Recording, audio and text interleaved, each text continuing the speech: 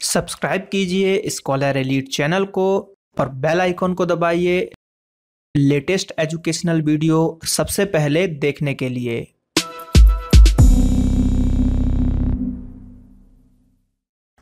Hello friends, यहाँ पर आज मैं आपको फिजिक्स, केमिस्ट्री और लाइफ साइंस यानी कि जो बायोलॉजी को ही हम लाइफ साइंस आजकल बोल रहे हैं उससे कुछ टॉपिक जो होते हैं उसके अंतर्गत आते हैं।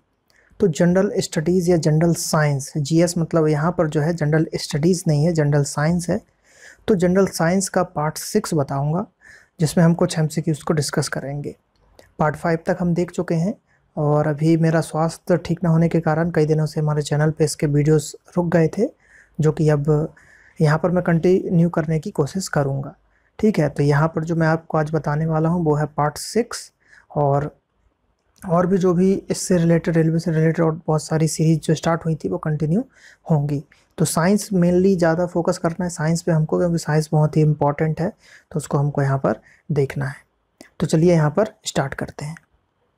तो बात करते हैं पहले क्वेश्चन की। तो पहला क्वेश्चन है हमारे पास कि विद्युत धारा का संचालन होने पर अच्छा चालक क्या होता है। ठीक है, अगर जो करंट को कैरी कर रहा है उसमें करंट जा रहा है तो गुड कंडक्टर जो है क्या होगा। देखिए यहाँ पे ऑप्शन है हमारे पास कि विद्युतीय तटस्थ यानी कि नेचुरल रहेगा, इलेक्ट्रिकली नेचुरल रहेगा वो, या फिर इलेक्ट्रिकली पॉजिटिवली चार्ज हो जाएगा, पॉजिटिव चार्ज हो जाएगा, या इलेक्ट्रिकली नेगेटिव चार्ज हो जाएगा, या नकारात्मक उसमें विद्युत चार्ज आ जाएगा, या फिर बी और सी दोनों, यानी कि या तो पॉजिटिव या तो नेगेटिव, इनमें से कुछ भी हो सकता है। तो ये प्रश्न पूछा गया, तो इसका आंसर क्या होगा।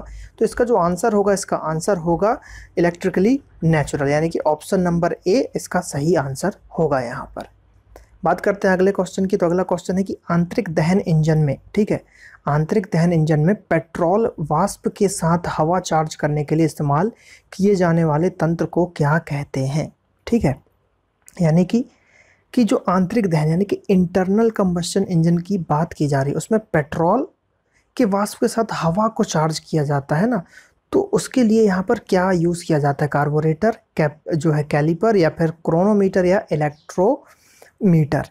तो इसमें जो यूज़ किया जाता है वो यूज़ किया जाता है कार्बोरेटर। मेनली जो मिक्सिंग के लिए यूज़ होता है, कार्बोरेटर का काम होता है कि पेट्रोल और एयर इसको वो मिक्स करेगा, जो भी आपका पेट्रोल है, जो भी आपका एयर है, उसको यहाँ पर वो मिक्स कर देगा। तो इसको हम मिक्सिंग बोलते हैं। एक रेशो होता है कुछ, उस रेशो में उसी को आप बढ़ाते हो अगर कार्बोरेटर को, कि एयर और पेट्रोल का मिक्सचर बढ़ाते हो तो एवरेज घटता बढ़ता उसी से है कि पेट्रोल की अगर मात्रा ज़्यादा जाएगी तो एवरेज आपका घट जाएगा, पेट्रोल की मात्रा बढ़ जाएगी मतलब कम जाएगी तो एवरेज बढ़ जाएगा। तो इस तरीके से कार्बोरेटर काम करता है। तो इसका आंसर है कार्बोरेटर। अगला प्रश्न है यहाँ पर कि इनमें से कौन सा विटामिन वसा में घुलनशील नहीं है। वसा में घुलनशील नहीं है। तो भाई देखिए, आपको पता होगा कि बी और सी जो है पानी में घुलनशील है। विटामिन बी और विटामिन सी ऐसे दो विटामिन हैं जो पानी में मिल जाते हैं या पानी में घुल जाते हैं। तो यहाँ पर पूछा कि कौन सा विटामिन है जो वसा में नहीं घुलेगा। तो जो पानी में घुलेगा वो वसा में नहीं घुलेगा। तो पानी में विटामिन बी और सी घुल जाते हैं तो वो आपके यहाँ पर वसा में नहीं घुलेंगे। अगला प्रश्न है कि क्रोमोसोम में क्या होते हैं, मतलब क्रोमोसोम में क्या होते हैं। केवल प्रोटीन होते हैं, डीएनए प्रोटीन होता है, डीएनए आरएनए और हिस्टोन होता है, डीएनए आरएनए और हिस्टोन और गैर हिस्टोन प्रोटीन्स होते हैं। तो क्रोमोसोम की बात करें तो क्रोमोसोम में जो होते हैं, क्रोमोसोम में होते हैं डीएनए और प्रोटीन होता है, यानी कि बी जो ऑप्शन है इसका सेकंड नंबर का सही आंसर है। तो डीएनए में क्या हो जाएगा यहाँ पर, मतलब क्रोमोसोम में क्या हो जाएगा, डीएनए और प्रोटीन। अगला प्रश्न है कि जो आरबीसीज होती हैं, लाल रक्त कणिका, उनका जीवन काल कितना होता है। तो अगर आपने बायोलॉजी का मेरा देखा होगा ब्लड वाला जो मैंने बताया हुआ था वीडियो, उसमें मैंने आपको बताया था कि जो आरबीसीज होती है उनका जीवन काल जो होता है वो होता है 100 से 120 दिन। कितना होता है, 100 से 120 दिन। और आरबीसीज जो डब्ल्यूबीसी होती हैं, वाइट ब्लड सेल, उसका भी 4 से 5 दिन होता है। तो उसका कम काल होता है और ये सब चीज़ें यहाँ पर होती हैं। अगला प्रश्न यहाँ पर कि हेटेरोकोलियस, ठीक है, हेटेरोकोलियस सेंट्रम किसकी विशेषता होती है, कैरेक्टरिस्टिक किसका है ये। तो यहाँ पर है एम्फीबिया, या फिर जो है रेप्टाइल या सरीसर्प, या फिर बर्ड्स, या फिर मैमलिया यानी कि स्तन जो है स्तनपाई जंतु होते हैं उनका। तो ये जो विशेषता है ये विशेषता है यहाँ पर बर्ड्स की यानी कि पक्षियों की। श्यानता की इकाई क्या है? विस्कोसिटी की बात की जा रही है। तो विस्कोसिटी की जो इकाई होती है वो होती है पास्कल सेकेंड। क्या होती है? Pascal second. तो ये बहुत इंपॉर्टेंट प्रश्न है क्योंकि मेनली विस्कोसिटी की जो है हम इकाई को याद नहीं रखते हैं। तो पास्कल तो हमको पता रहता है कि प्रेशर का होता है, लेकिन विस्कोसिटी का हम याद नहीं रखते हैं। तो पास्कल सेकेंड हो जाएगा श्यानता यानी कि विस्कोसिटी की इकाई। अगला प्रश्न है यहाँ पर कि कौन सा यंत्र, ठीक है, कौन सा यंत्र ध्वनि ऊर्जा को विद्युत ऊर्जा में परिवर्तित कर देता है? ध्वनि को, ऑप्शन है ध्वनि विस्तारक यंत्र यानी कि लाउड स्पीकर, माइक्रोफोन, सौर सेल या डायनेमो। देखिए जो लाउड स्पीकर है वो तो क्या करता है भाई, इलेक्ट्रिक को साउंड में कर रहा है ना। यहाँ पे पूछा साउंड को इलेक्ट्रिक में, तो माइक्रोफोन, माइक्रोफोन जो है जैसे कि मैं ये रिकॉर्ड कर रहा हूँ अभी, तो मैंने माइक का यहाँ पर यूज़ किया हुआ। तो वो माइक क्या करेगा कि भाई मेरे जो वॉइस है इसको, ध्वनि को क्या करेगा, पहले इलेक्ट्रिक में कन्वर्ट करेगा, फिर जाके रिकॉर्डर में रिकॉर्ड होगा।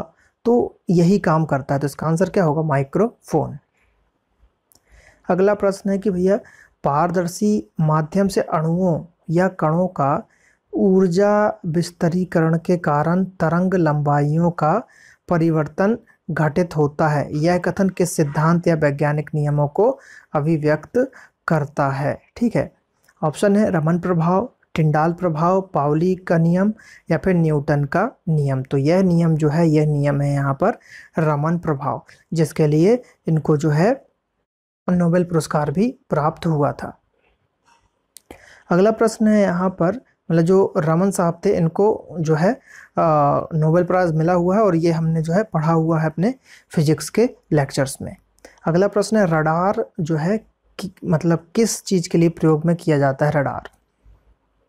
तो ऑप्शन है जलमग्न पनडुब्बी की स्थापना के लिए, रेडियो रिसीवर में संकेत प्राप्त करने के लिए, भू स्थिर ग्रहों को स्थापना करने के लिए, हवाई जहाज जैसी वस्तुओं को खोजना या स्थापना, है ना। तो इसका आंसर वही होगा कि आपके रडार में हम देखते हैं कि हमारे एरिया में या जो रडार की जो रेंज है उस रेंज में कोई जो एरोप्लेन या बहुत सारी चीज़ें जो हैं आ तो नहीं रही हैं।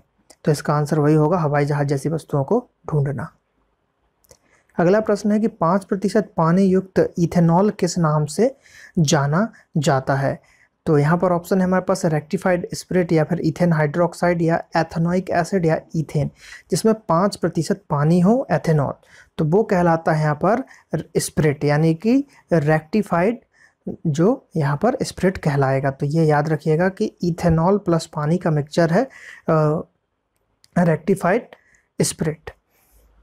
अगला प्रश्न है निम्नलिखित में से सबसे ऋणात्मक तत्व की बात की जा रही है, यहाँ पर इलेक्ट्रोनेगेटिव एलिमेंट की बात की जा रही है। तो इलेक्ट्रोनेगेटिव होता है यहाँ पर फ्लोरीन।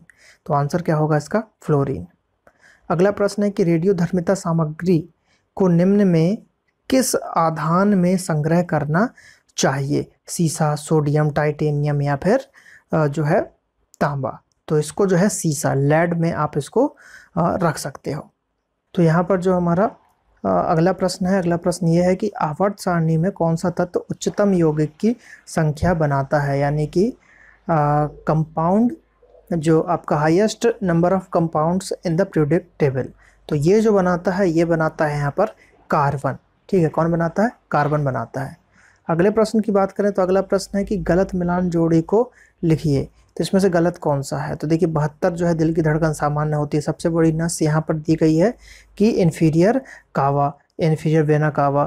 फिर अगला है हमारे पास सबसे लंबी कोशिका न्यूरॉन और सबसे पतली त्वचा ऊँट। तो इसमें सबसे गलत कौन है? तो सबसे गलत है यहाँ पर ऊँट। ऊँट की सबसे पतली त्वचा नहीं होती है।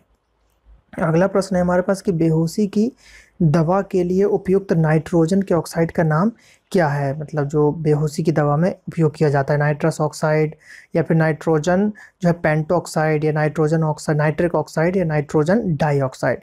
तो यहाँ पर जो यूज़ किया जाता है वो यूज़ किया जाता है नाइट्रोजन पेंटोक्साइड। ठीक है, पेंटोक्साइड को यूज़ किया जाता है और नाइट्रस ऑक्साइड तो आपको पता है हास्य गैस है।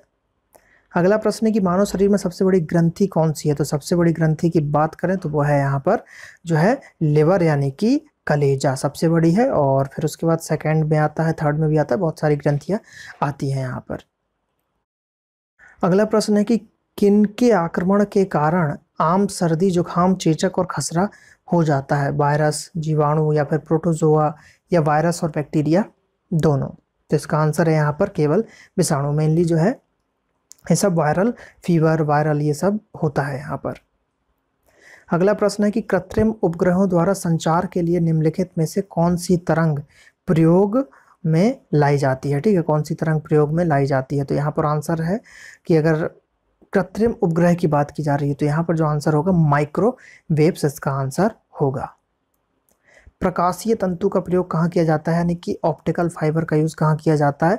एक्सरे में, अल्ट्रासाउंड में, संचार में या फिर सीटी स्कैन में। तो मेनली जो है कम्युनिकेशन में हम इसका यूज़ बहुत तेजी से कर रहे हैं। चुंबकीय फ्लक्स घनत्व की इकाई क्या है? चुंबकीय फ्लक्स घनत्व की इकाई, यहाँ पर अगर हम बात करें मैग्नेटिक फ्लक्स की बात की जा रही है तो इसका आंसर यहाँ पर हो जाएगा टेस्ला। क्या होगा आंसर? टेस्ला। अगला प्रश्न है कि एक समतल दर्पण द्वारा निर्मित प्रतिबिंब की प्रकृति कैसी होती है? तो समतल दर्पण द्वारा जो प्रतिबिंब बनता है उसकी जो है उपरोक्त सभी हो गया, यानी कि आभासी भी होगा, ये ऊर्ध्वशीर्षी भी होगा और लेटरली इन्वर्टेड भी यहाँ पर होगा। तो इसका आंसर क्या होगा? उपरोक्त सभी। यदि ध्वनि तरंगों के आयाम को दुगना कर दिया जाए तो यह तरंग की तीव्रता को किस तरह प्रभावित करेगा? ठीक है, यदि ध्वनि तरंगों को उसके आयाम को, है ना, यानी कि उसके अगर एम्पलीट्यूड को डबल कर दिया जाए तो क्या होगा? तो यहाँ पर जो होगा वो होगा कि भैया तीव्रता जो है 4 गुनी हो जाएगी, यानी कि इंटेंसिटी जो है 4 टाइम्स बढ़ जाएगी। तो याद रखिएगा कि अगर आप एम्पलीट्यूड को 2 गुना बढ़ाते हो तो इंटेंसिटी 4 गुना हो जाएगी। अगला प्रश्न है कि पुष्प के पराग कोश से स्टिग्मा में पराग कणों का स्थानांतरण क्या कहलाता है?